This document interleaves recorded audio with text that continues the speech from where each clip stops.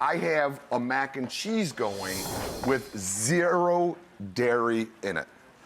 So what is it? So what do you have there, Simon? Well, is it nut-based? Yeah, I see. It's cashew milk. So we have cashew milk. We're gonna, because Liz was a vegan for a long time and now is just a vegetarian, I'm gonna make some Parmesan over there without dairy. And then we're also gonna make a roux.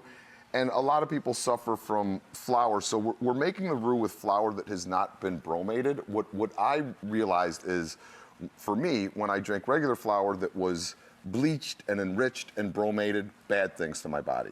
If I drink flour that hasn't been bleached, enriched, and bromated, I am fine. So you just gotta buy a slightly better flour. I made a roux with good flour. This is the fancy flour good with flour, cashew oat milk, and olive oil, no butter. Olive oil. And you could use my favorite. You could use oat milk, cashew milk, any kind of milk you want to substitute it for. And then it thickens like this. It thickens up. I have some roasted zucchini and squash. And if you totally couldn't do flour, you could use rice flour, and then you eliminate the gluten too. Sure. I'm gonna put in a little bit of flat leaf parsley.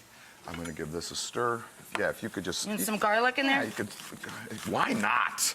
Well, it's sitting on the counter. I'm just assuming. Well, that's the beautiful thing about this stuff like this. You get the sauce down. You could add any veggies you want. And then we have a little bit of rigatoni that we cooked. And look at this. Is a beautiful, like, mac and cheese pasta that just works. So... for the Parmesan, I have cashews, I have nutritional yeast. It's nutritional yeast, right? And a little bit of garlic powder.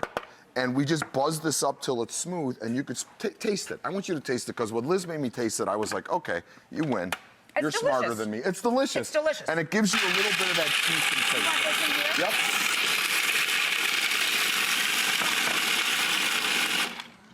And so you get this beautiful, creamy, delightful mac and cheese. And so, again, you're not feeling like you've missed anything. Okay, but let's not be cheap with the fake cheese. All right, well, We're gonna make my mom's lasagna with potatoes. So I have essentially a bolognese, the meat, the tomatoes, potatoes. Meat, tomatoes, potatoes. Now we have real cheese, real mozzarella. We're gonna mix the ricotta with a little bit of fresh herbs. Okay. And you want these eggs. chopped? Yep. And then we're just gonna layer this into a traditional lasagna. That's gonna go in the oven at 350 till it's golden brown. Eggs in with the ricotta? And then we're good, yeah. Eggs in with the ricotta.